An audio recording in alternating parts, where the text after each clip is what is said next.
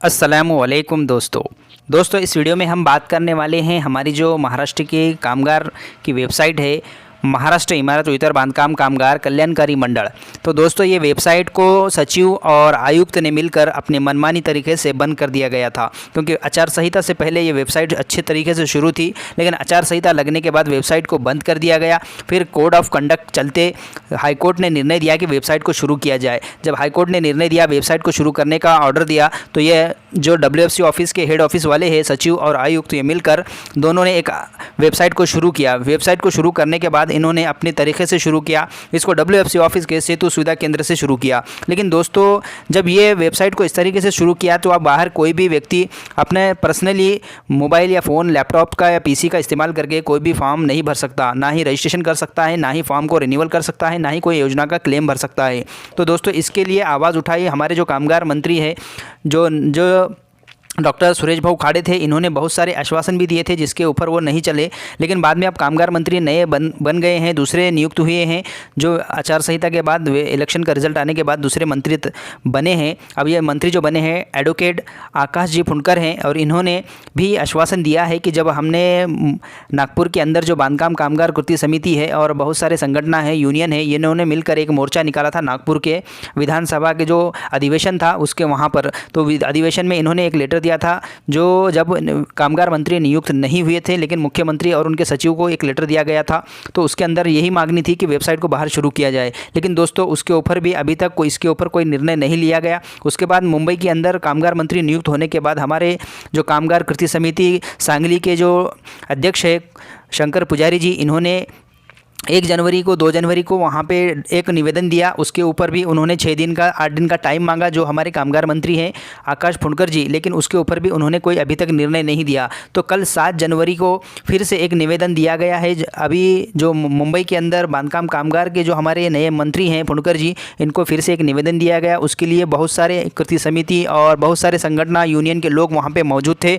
सभी ने एक मेमोरेंडम, एक निवेदन कामगार मंत्री को दिया, और उसके अंदर बहुत सारे मांगनी की दरखास्त की है कि उसके अंदर उन्होंने कहा है कि वेबसाइट को बाहर शुरू किया जाए, वेबसाइट को सेतु सुविधा केंद्र में शुरू रखते हुए बाहर भी शुरू किया जाए, और क्लेम का जो फॉर्म है उसके ऊपर जल्दी से 1 महीने के अंदर अंदर निर्णय लेना चाहिए, और अगर फॉर्म मंजूर हो जाता है तो उसका पेमेंट भी 1 महीने के अंदर कर देना चाहिए। फिर फॉर्म को अगर नया रजिस्ट्रेशन है तो उसके ऊपर भी 1 महीने के अंदर निर्णय लेना चाहिए। उसके बाद जो फॉर्म रिन्यूअल करते हैं उसको भी 1 महीने के अंदर निकाली काटना चाहिए। आप 6-6 महीने साल एक फॉर्म को पेंडिंग में डाल देते हैं, उसके बाद कोई निर्णय नहीं होता, बाद में फॉर्म को रिजेक्ट कर दिया जाता है। तो इस तरीके से अन्याय हो रहा है बांधकाम कामगारों के ऊपर, इस तरीके से उन्होंने निवेदन में कहा है। लेकिन दोस्तों फिर कामगार मंत्री ने निवेदन लेने के बाद आप स्क्रीन के ऊपर देख सकते हैं, निवेदन लेने के बाद उन्होंने पॉजिटिव थिंकिंग दी है। कहा है कि इसके ऊपर जल्दी हम निर्णय लेंगे, एक मीटिंग बुलाएंगे और सचिव और आयुक्त को बुलाएंगे, और हमारे जो कामगार मंत्री हैं ये और सारा स्टाफ रहेगा, और उसके ऊपर निर्णय लेकर हम जल्दी वेबसाइट को बाहर भी शुरू करेंगे। और जो प्रोसीजर है ऑनलाइन क्लेम का, नया रजिस्ट्रेशन का, रिन्यूअल का, इसके ऊपर भी हम सोच विचार करेंगे और पॉजिटिव निर्णय लेंगे, इस तरीके से उन्होंने कहा है। तो देखते हैं आगे क्या होता है दोस्तों। और साथ ही साथ हमारे जो कृति समिति के अध्यक्ष है शंकर पुजारी जी, इनके साथ बहुत सारे संगठनों यूनियन के लोग मौजूद थे मेमोरेंडम देते समय।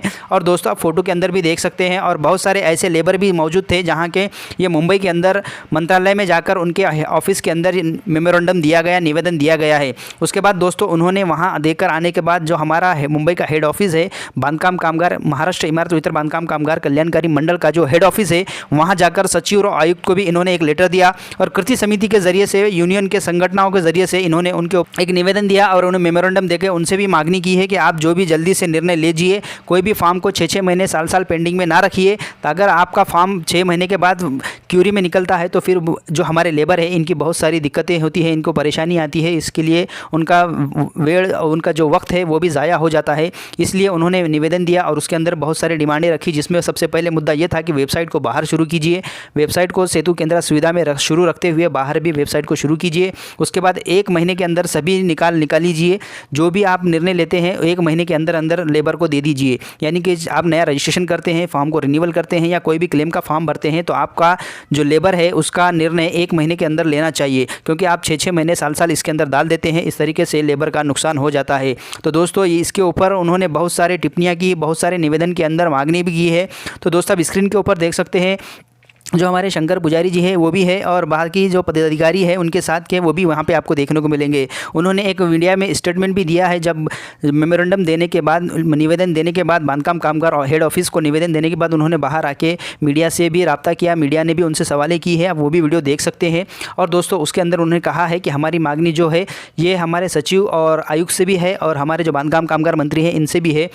कोई भी लेबर हो जिसका फार्म को रजिस्ट्रेशन करना हो, फार्म को रिन्यूअल करना हो या कोई क्लेम का हो, कोई भी योजना का फार्म हो, उसके अंदर आप 1 महीने के अंदर उसका निर्णय लीजिए। 6-6 महीने, साल इसको पेंडिंग में ना डालिए।